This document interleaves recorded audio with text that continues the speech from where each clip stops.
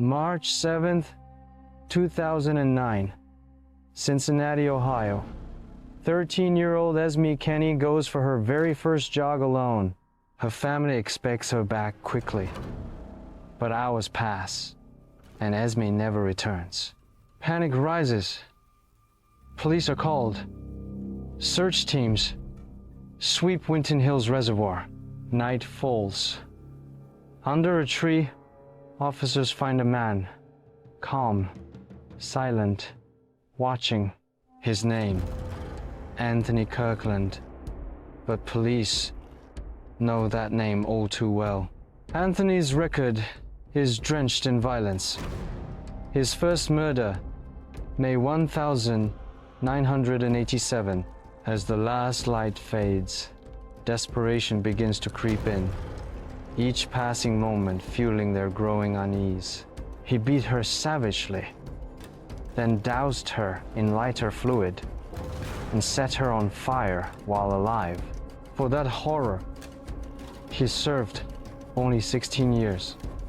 By 2003, Kirkland was free again, but he didn't change.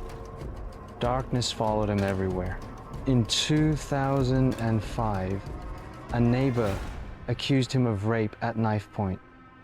He escaped conviction. 2 years later, in 2007, he threatened to kill his own infant son. SWAT had to intervene. 2 years later, in 2007, he threatened to kill his own infant son. SWAT had to intervene. Soon, he targeted his girlfriend's daughter, only 13 years old, now forced to register as a sex offender. By 2008, Kirkland was living at the Pogue Rehabilitation Center, a halfway house meant for second chances. But Anthony didn't want change. He wanted freedom without rules. In February 2009, he fought another resident. Police arrived, but made no arrest. Because it was the weekend, parole wasn't notified. That fatal mistake let Kirkland vanish. On March honest, he attacked Frederick Hughes with scissors, stabbing him again and again.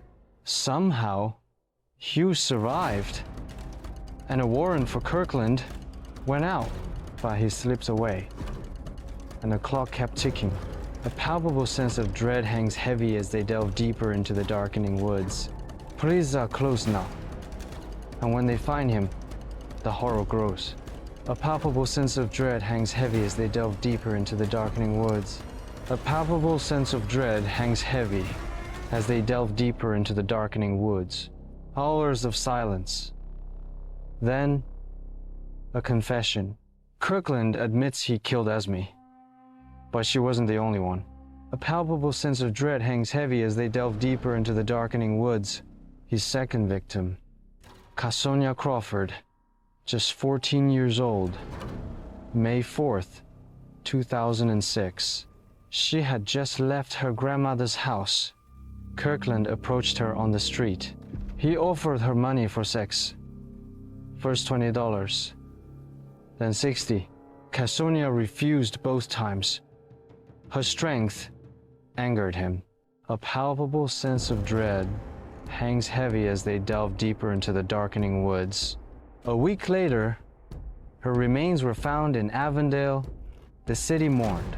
His third victim, Mary Jo Newton, age 45, June 14th, 2006.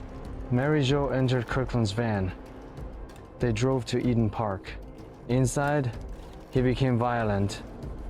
She tried to escape.